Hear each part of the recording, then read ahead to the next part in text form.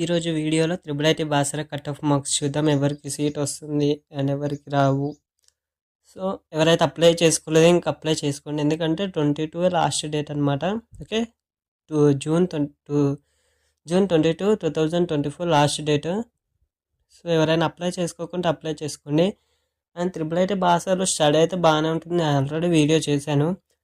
మీరు ఎందుకు మరి అప్లై చేసుకోలేదో తెలియదు. ఒకవేళ మీకు ఇంకేమైనా డౌట్స్ ఉంటే కామెంట్లో తెలియజేయండి. ఓకేనా? అండి, నేను త్రిబుల్ ఐటీ బాసర్ స్టూడెంట్ని.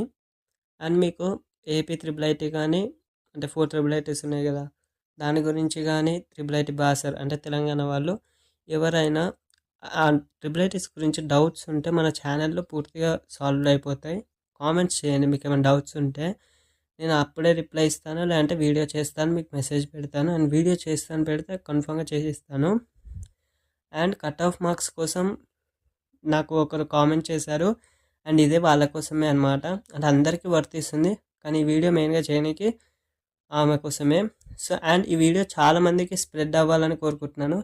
ఎందుకంటే చాలామంది ఆర్జోకేట్ కోసం వెయిట్ చేస్తున్నారు, అంటే రిజల్ట్స్ ఎప్పుడు అని. సో ఇంకా డేట్ అయితే కౌన్సిలింగ్ డేట్స్ అయితే వచ్చాయనుకుంటా. కౌన్సిలింగ్ డేట్స్ అండ్ రిజల్ట్ ఎప్పుడు వస్తుంది ఇవన్నీ నేను మళ్ళీ చెప్తాను. సో ప్రీవియస్ ఇయర్ అయితే కౌన్సిలింగ్ ఎప్పుడైందంటే 7, 8, 9 జూలై 7, 8, 9 ఫస్ట్ ఫేజ్ వాళ్ళకి కౌన్సిలింగ్ అయింది. అండ్ ఈ ఇయర్ కూడా అప్పుడే పెడతానని నేను అనుకుంటున్నాను, అంటే ప్రీవియస్తో కంపేర్ చేస్తే. అండ్ ఇంకా ఒకవేళ నిజంగా వాళ్ళు ఇస్తే నేను మళ్ళీ మీకు ఇంటిమేట్ చేస్తాను. అండ్ త్రిబుల్ ఐటీ బాసర్ తెలంగాణలో ఉంది. చాలామందికి ఈ విషయం తెలియదు. ఇది మెయిన్గా ఆర్జేకేటీ అంటారు, Rajiv Gandhi university of knowledge technologies అనమాట ఫుల్ నేమ్. ఇది బాసర్లో ఉంది, తెలంగాణలో బాసర, నిర్మల్ డిస్ట్రిక్ట్ బాసర్లో ఉంది. ఓకేనా? అండ్ ఇక్కడ 6 years ఇంటిగ్రేటెడ్ బీటెక్ కోర్స్ ఉంటుంది. 2 years PUC plus 4 years B Tech. దీన్ని మీరు మీ సేవకి వెళ్ళినా అప్లై చేసుకోవచ్చు, వాళ్ళే చెప్తారు పూర్తిగా ఒకవేళ అప్లై చేసుకోవాలనుకుంటే. అండ్ మీకు అప్లికేషన్ ప్రాసెస్ కావాలంటే మీరు అప్లికేషన్ ప్రాసెస్ అంటే కామెంట్ చేస్తే నేను ఏ వెబ్సైట్లో ఎలా అప్లై చేయాలి పూర్తి డీటెయిల్స్తో వీడియో చేస్తాను. నెక్స్ట్ వీడియోలో కౌన్సిలింగ్కి కావాల్సిన సర్టిఫికెట్స్ ఏమిటి అని వీడియో చేయబోతున్నాను. ఎవరైతే ఇంట్రెస్ట్ ఉంటే ఒకవేళ కామెంట్ చేయండి. మీ లైక్స్ అంటే కామెంట్స్ ఎక్కువ వస్తే అవి చేస్తాను. లేదంటే చాలా వీడియోస్ పెండింగ్ ఉన్నాయి చేయాల్సినవి, కానీ టైం దొరకట్లేదు. ఓకే, నా టైంని స్పెండ్ చేసి, అంటే ఇంత టైంని స్పెండ్ చేసి చేస్తున్నాను కాబట్టి కొంచెమైనా సపోర్ట్ ఇవ్వండి. మీరు వీడియోకి లైక్ వేసుకోవడం ద్వారా చాలామందికి స్ప్రెడ్ అవుతుంది. అండ్ మీ లెక్క కొత్తగా జాయిన్ అయిన, అంటే కొత్తగా త్రిబుల్ ఐటీలో జాయిన్ అవుతున్న వాళ్ళు, జీరో నాలెడ్జ్ ఉన్న వాళ్ళకి ఇలాంటి వీడియోస్ హెల్ప్ అవుతాయి. సో మీరు లైక్ చేస్తేనే చాలామందికి యూట్యూబ్ అనేది పోస్ట్ చేస్తుంది. మీరు హెల్ప్ చేస్తారా హెల్ప్ చేయరా మీ ఇష్టం. మీరు లైక్ చేస్తే హెల్ప్ చేసిన వాళ్ళు అవుతారు. అండ్ మీకైతే ఖర్చు అనేది ఉండదు కాబట్టి సో మీ ఇష్టం. అండ్ ఎవరికి సీట్ వస్తుంది, కట్ ఆఫ్ మార్క్స్ ఏంటి అనేది చూద్దాం. సో ప్రీవియస్ ఇయర్స్లో చూసుకుంటే కట్ ఆఫ్ మార్క్స్ అనేవి ఏపీ వాళ్ళ లెక్కనైతే చెప్పలేము, ఎందుకంటే వాళ్ళది వేరు. సో త్రిబుల్ ఐటీ బాసర్లో ఎవరికి సీట్ వస్తుందని ఫస్ట్ చూద్దాం. సో ఫస్ట్ ప్రియారిటీస్ చూద్దాం. నేను ఆల్రెడీ వీడియోస్ చేశాను. ఫస్ట్ ప్రియారిటీ గవర్నమెంట్ స్కూల్స్ ఉంటుంది. సేమ్ ఏపీలో ఎలా అయితే 4 మార్క్స్ ఈచ్ సబ్జెక్ట్స్లో యాడ్ చేస్తారో ఇక్కడ 0.4 యాడ్ చేస్తారు ఈచ్ క్యాండిడేట్కి. అంటే గవర్నమెంట్ స్కూల్స్ ఒక అబ్బాయి ఉన్నాడు, ఆయనకు 9.8 వచ్చింది, 0.4 యాడ్ చేస్తారనమాట. అంటే టోటల్ స్కోర్ అయినది ఎంత అవుతుందంటే 10.2 అవుతుంది.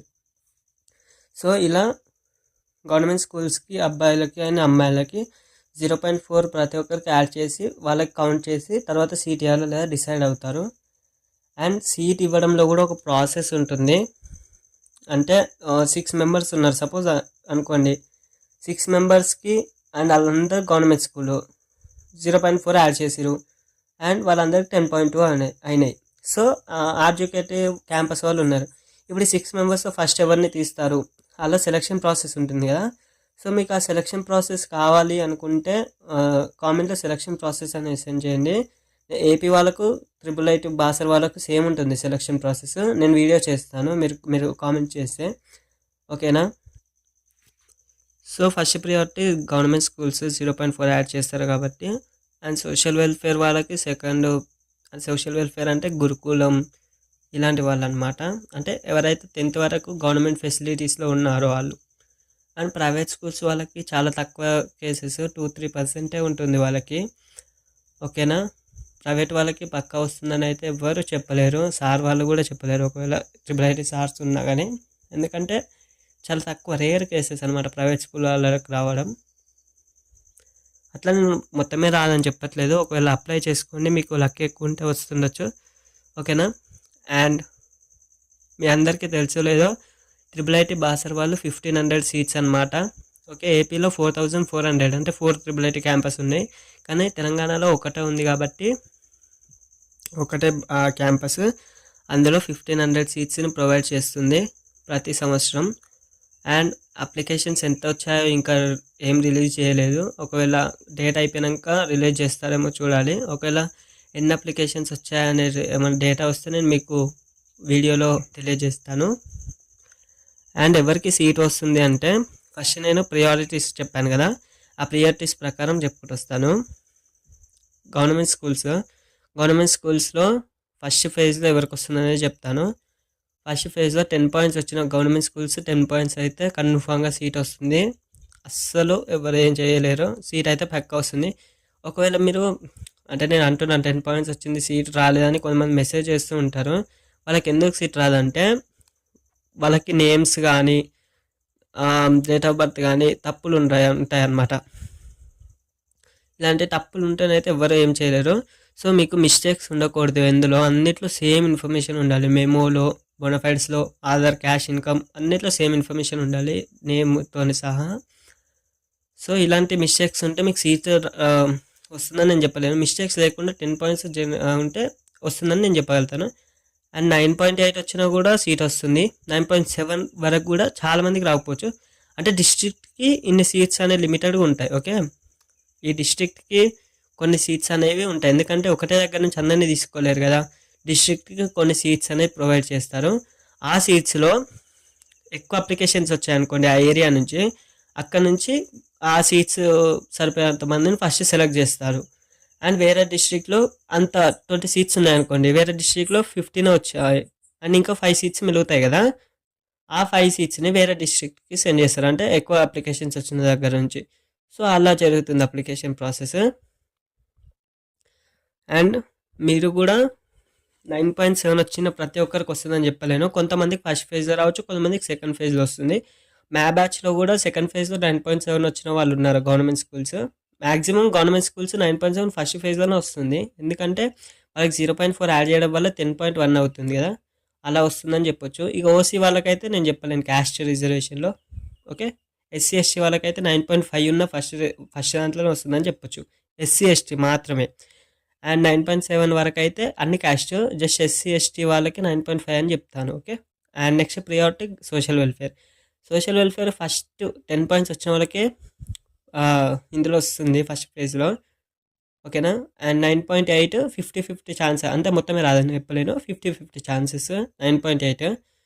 అండ్ 9.7 అయితే ఒకవేళ సెకండ్ ఫేజ్లో వస్తుందేమో, అది కూడా 50-50 ఛాన్స్ అని చెప్పగలుగుతాను. అండ్ ప్రైవేట్ వాళ్ళకు 10 పాయింట్స్ వచ్చిన వాళ్ళకే 50 అని చెప్తాను, ఎందుకంటే ఎవరికి వస్తుంది ఎవరికి రాదా అని ఇది ఎవరు డిసైడ్ చేయాలని ముందే చెప్పాను కదా, సో నేనేం చేయలేను. ఇదన్నమాట. సో సెలక్షన్ ప్రాసెస్ కావాలంటే మీరు సెలక్షన్ ప్రాసెస్ అని కామెంట్ చేస్తే నేను వీడియో చేస్తాను. అండ్ మీరు లైక్ చేసుకోవడం ద్వారా చాలామందికి స్ప్రెడ్ అవుతుంది. ఇక చెప్పి నాకే బోర్ కొడుతుంది, మీరు చేసుకోవచ్చు కదా. సో మీ ఇష్టం, మీకు వదిలేస్తున్న ఛాన్స్. అండ్ మన ఛానల్ని కొత్తగా చూస్తున్నట్లయితే సబ్స్క్రైబ్ చేసుకోండి, ఎందుకంటే మన ఛానల్లో ఇలాంటి కొత్త అప్డేట్స్తోనే వీడియో చేస్తాను. సో ఇంకా మీకు కావాలంటే సబ్స్క్రైబ్ చేసుకోండి మరి. Thank you.